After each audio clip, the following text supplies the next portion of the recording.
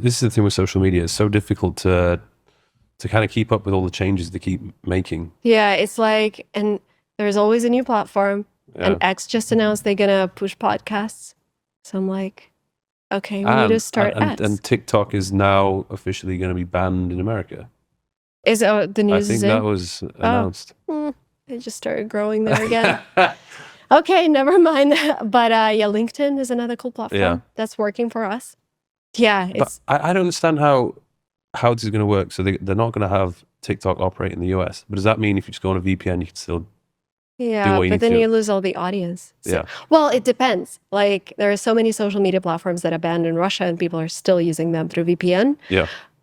But TikTok is banned in India, but I think people are still using it. Yeah. Same with, well, China is interesting because I don't have a lot of followers from China on YouTube. But once I post on platforms like Bilibili or Douyin, I think Douyin, like the Chinese TikTok, I get a lot of views. So I think those people don't have access to our social media platforms. Can you, for those views which you get in different speaking countries like China, can you monetize that? So we had a contract with Bilibili for a year, and it was a very generous contract, but it was only for a year. I think they stopped financing American creators at some stage. But they approached you and said, hey, can you just make content and we'll pay you per like 1,000 views, like a certain amount, which was a lot higher than my Google AdSense thing. Content, what, to help people speak English? Yeah. Okay. It was a good year. Interesting. Yeah.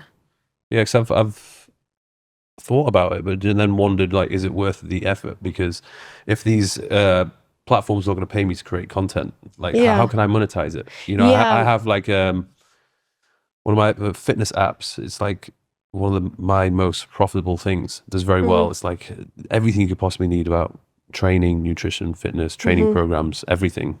But it is primarily, well, I say primarily, it's all in English. So for somebody who does not speak English or can't even read English, like how useful would something like that be? Yeah, I think this is not really a problem in 2025 because you can translate everything with AI and it's going to be very natural. Like DeepL is a great translation app. The problem with China is that you need to have someone who's the CEO, who's Chinese, who's the CEO of your company, who's going to set up the sales funnel that looks completely different from what we're used to in the US or in Dubai here. Like they buy everything through WeChat and like you have to grow a group there. It's a different sales process. We tried that and we were not successful. Really? Yeah.